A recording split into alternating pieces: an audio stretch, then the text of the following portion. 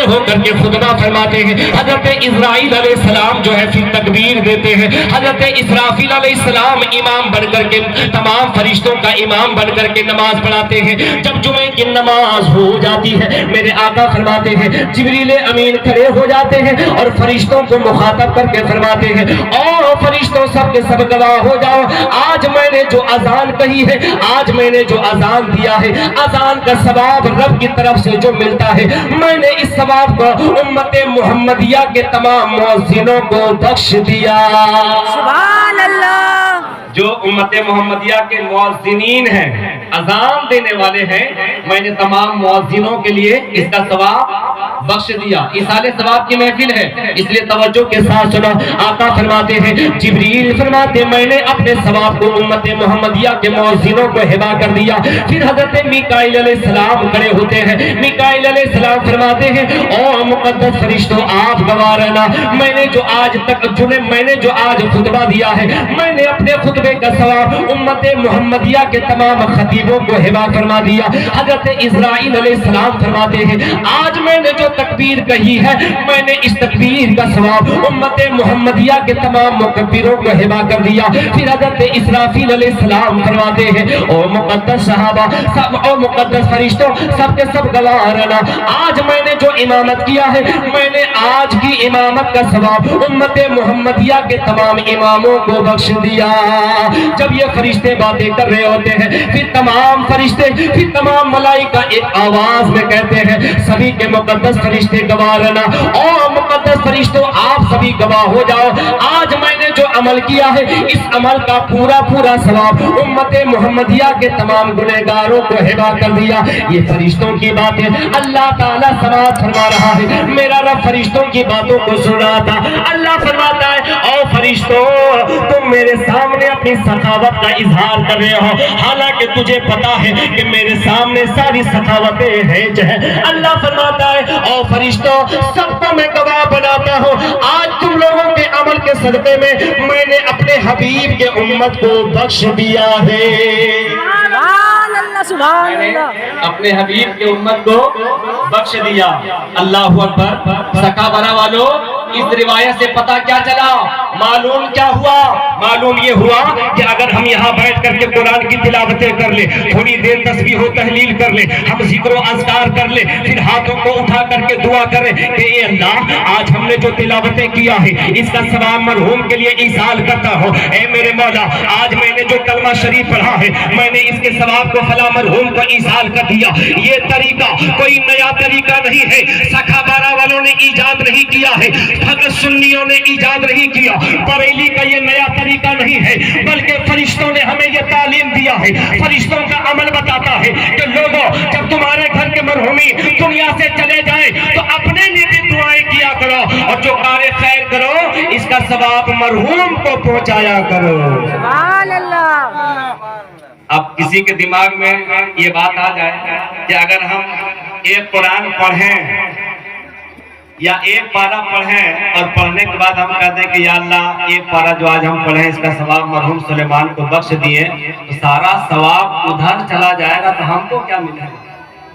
دماغ میں اگر کسی کی یہ بات آ جائے, سوچنے لگے کہ ہم اتنی محنت کر کے رات جاگ کر کے 12 رکعت نوافل نماز پڑھیں, رات جاگ کر کے 20 رکعتیں نوافل نماز پڑھیں, رات جاگ کر کے 1000 مرتبہ کلمہ پڑھیں, اور ہم پڑھنے کے بعد کہتے ہیں اللہ میں نے اس کا ثواب مرحوم کو دے دیا, تو پھر ہمارے پاس بچا کیا, ہمارے پاس بچا کیا, رہا کیا.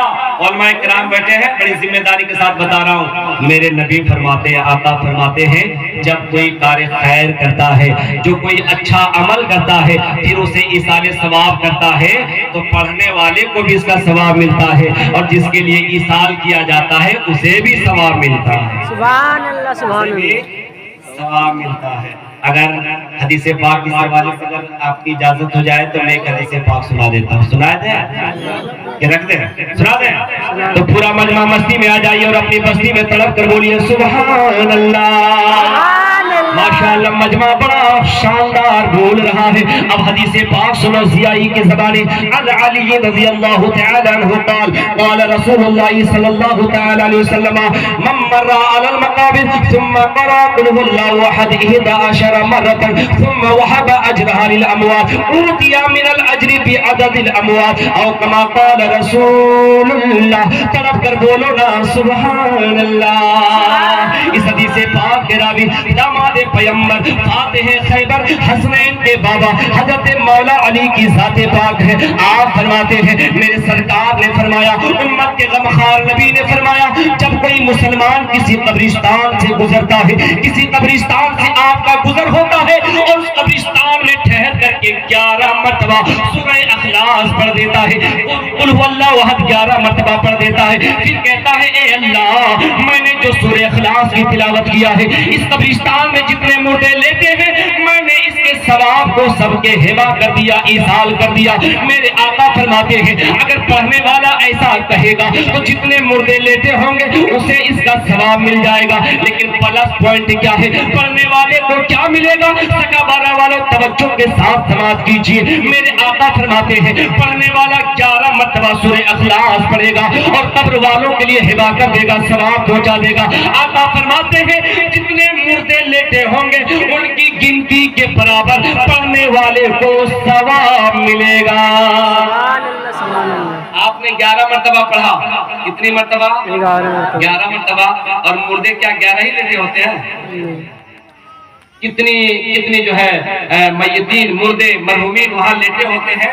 मेरे आका फरमाते हैं, ये हदीस रसूल सुना रहा हूं मैं, कोई लतीफा और किस्सा और कहानी नहीं सुना रहा हूं।